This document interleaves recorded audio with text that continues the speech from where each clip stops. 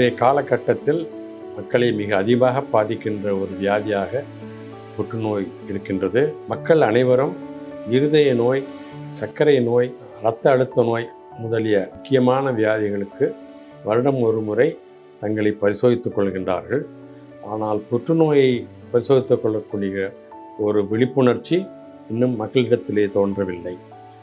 ஆனால் புற்றுநோய் மிக அதிகமாக பரவுகின்ற ஒரு வியாதியாக இருக்கின்றது. மக்களை மிக அதிக அளவிலே பாதித்து கொண்டிருக்கின்றது. எனவே மக்கள் எல்லோரும் இந்த வியாதியையும் ஆரம்ப நிலையில் கண்டுபிடிக்க பரிசோதித்துக் கொள்ள வேண்டியது மிக அவசியம். புற்றுநோய் பற்றிய ஒரு விழிப்புணர்ச்சி பொதுவாக நம் நாட்டில் மிக பரவலாக இல்லை. அதனாலே பெரும்பாலான நோயாளிகள் முற்றிய நிலையிலேயே வருகின்றார்கள். புற்றுநோய் ஒரு கொடிய வியாதி, ஆனால் அதை நிச்சயமாக குணப்படுத்தக்கூடிய ஒரு வியாதி. அதற்கு அவசியம் ஆரம்ப நிலையில் அதை கண்டுபிடிப்பது தான்.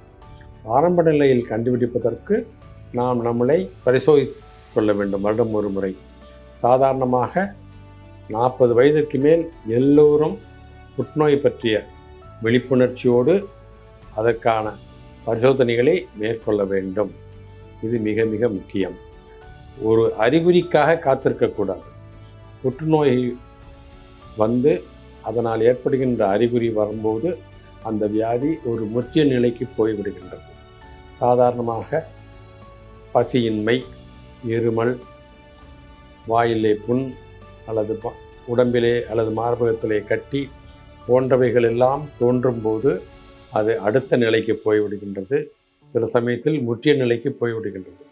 ஆக எந்த அறிகுறியும் இல்லாமலேயே நாம் நம்மளை பரிசோதித்து கொள்ள வேண்டியதுதான் இந்த வியாதியை ஆரம்ப நிலையில் குணப்படுத்தக்கூடிய ஒரு வாய்ப்பை நமக்கு தருகிறது. சாதாரணமாக புற்றுநோய் பற்றிய விழிப்புணர்ச்சி அதிக அளவிலே தமிழ்நாட்டில் இல்லை. ஒரு பிரபலமானவர்களுக்கு புற்றுநோய் வந்தால் அதை பற்றிய ஒரு விழிப்புணர்ச்சி ஏற்படுகின்றது. அந்த வகையிலே இந்த காலகட்டத்தில் தெரிந்தவர்கள் பிரபலமானவர்களுடைய புற்றுநோயினாலே மக்களுக்கு அதை பற்றிய ஒரு நினைப்பும் விழிப்புணர்ச்சியும் உண்டாகின்றது. நான் முக்கியமாக கூறிக்கொள்வது, புற்றுநோயை ஆரம்ப நிலையில் நிச்சயமாக குணப்படுத்த முடியும். புற்றுநோய் கண்டறிவதற்கும் அதற்கான வைத்திய வசதிகளும் ஆங்கில வைத்தியத்தில் அலோபதியில் தான் இருக்கின்றது. எனக்கு தெரிய மற்ற வைத்திய முறைகளினாலே புற்றுநோய் குணமாகி நான் பார்த்ததே இல்லை. எனவே தயவு செய்து புற்றுநோய் என்று ஏற்பட்டால் ஆங்கில வைத்திய முறையை நாடுங்கள்.